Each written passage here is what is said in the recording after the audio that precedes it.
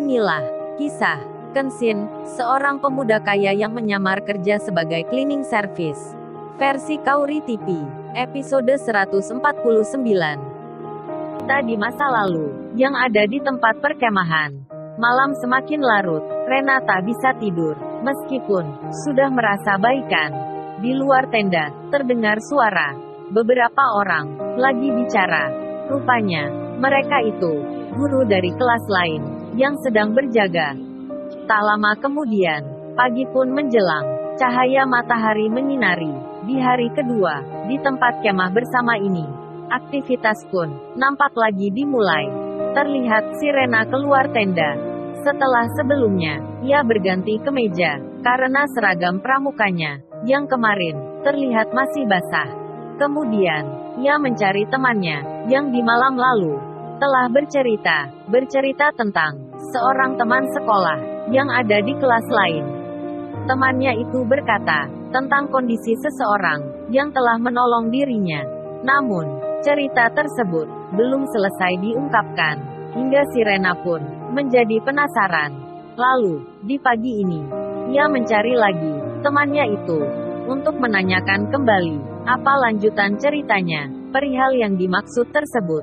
Namun, setelah melihat sana-sini, mencari kesana kemari, teman yang dicarinya, tak juga ditemukan. Si Rena pun, akhirnya, menunggu lagi, kehadiran temannya. Sementara, Kenshin, yang saat ini, ada di dalam tendanya sendiri, oleh gurunya. Sementara, ia tak diperkenankan dulu, untuk berjalan jauh. Karena kakinya, masih dalam perawatan. Kenshin pun, hanya bisa berjalan sebentar, dalam jarak yang dekat sekali. Kemudian, dengan perlahan, ia melangkahkan kakinya, secara pelan, untuk keluar ke depan. Berada, di luar tendanya. Lalu, segera saja, ia duduk di atas kursi rotan. Kursi yang terbuat dari bambu, yang ada di hutan ini. Kenshin pun, menikmati indahnya pagi, bersama mentari yang baru hadir. Di sela itu, ia melihat, apa yang ada di sekitarnya. Saat ini, nampak sekali, tenda-tenda yang berdiri, penuh warna-warni, disertai tulisan nama, yang berasal, dari sekolah yang berbeda-beda. Kenshin pun memperhatikan, dikarenakan tempat tendanya, yang berada di lokasi pertengahan. Jadinya, hampir semua sekolah, yang ikut camping di tempat ini, bisa ia ketahui namanya. Di sela memperhatikan itu, lewatlah sekumpulan wanita, yang berseragam pramuka. Kemudian, mereka berhenti, yang tak jauh dari tempat duduknya Kenshin.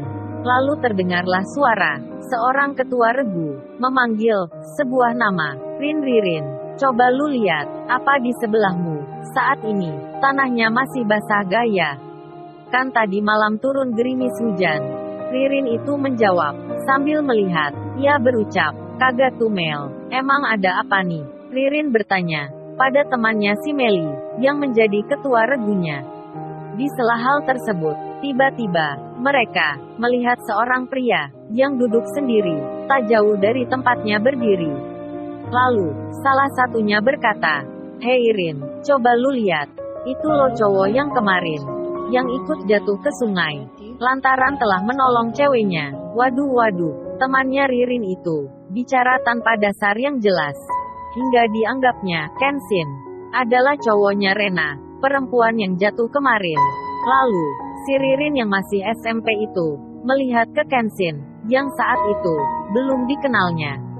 Terlihat Kenshin duduk sendiri, kakinya pun, nampak ada perban, sebagai tanda sedang terluka.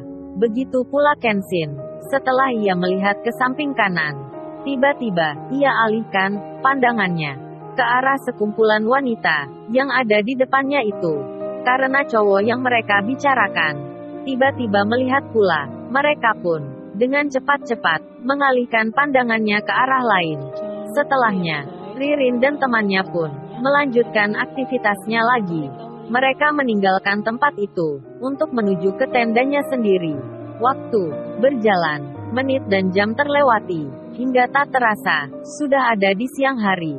Si Rena, sampai saat ini, tak jua mendapat kabar, tentang keberadaan temannya, yang tadi malam, menaruh cerita. Hingga sore pun datang, kemah di tempat ini pun, akan berakhir. Malam ini, satu hari yang terakhir, akan menjadi lain. Suara-suara yang terdengar, mulai nampak di permukaan. Suara itu adalah milik hewan kecil, yang menjadi tanda, akan datangnya malam hari. Di dalam tenda sendiri, Sirena pun, nampak bersiap, sedang berkemas, menata semua barang bawahannya, untuk dimasukkan, ke dalam tasnya. Kemudian terlihatlah, sebuah kamera, yang di waktu lalu, diterimanya dari seorang pria. Pria itu pula, yang telah menolongnya, saat ia jatuh ke sungai kemarin. Sirena itu pun, masih tak sempat, berucap rasa terima kasih, karena memang seseorang itu, belum dilihatnya lagi, semenjak tadi. Kemudian, di balik kameranya, di balik ingatannya, ia pun melihat sebuah handphone, yang memang itu miliknya. Sebuah telepon genggam, yang saat itu, sangat jarang dimiliki, oleh kebanyakan orang.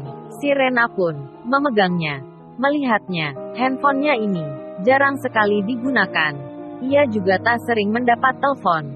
Karena memang saat itu, teman-temannya pun, banyak yang tak mempunyai, kecuali, telepon dari ayah dan ibunya, yang selalu menghubungi. Sirena pun, kemudian berpikir, dirinya tiba-tiba, terbawa perasaan, lantaran sesuatu yang disimpannya, di tempo hari. Ia masih saja teringat, dengan sebuah kalimat, yang ditulis oleh seorang pria, di dalam kertas kecil. Bahwasanya, dirinya, telah menghabiskan, semua uang tabungannya, untuk mengganti kameranya, yang rusak di waktu lalu. Karena hal itulah, Sirena, sampai kini, masih merasa tak enak hati. Hingga ia berencana, akan memberikan, handphonenya ini, sebagai gantinya, agar bisa dijualnya kembali, dan uangnya, bisa ditabung lagi. Sirena itu, rupanya, masih menaruh kasihan ke Kenshin. Oleh sebab prasangkanya yang kemarin, mengatakan, jika Kenshin, mungkin, dirinya, adalah anak dari orang yang tak punya. Hingga Rena pun, berencana seperti itu. Kemudian, ia menaruh handphonenya lagi, ke dalam tempatnya. Nampaknya, ia sudah memutuskan, akan memberikan hal itu, pada seorang pria, yang kini, telah bersiap pula, akan meninggalkan, tempat ini. Lalu, bagaimana kisah selanjutnya? Subscribe channel ini, untuk episode berikutnya. Terima kasih.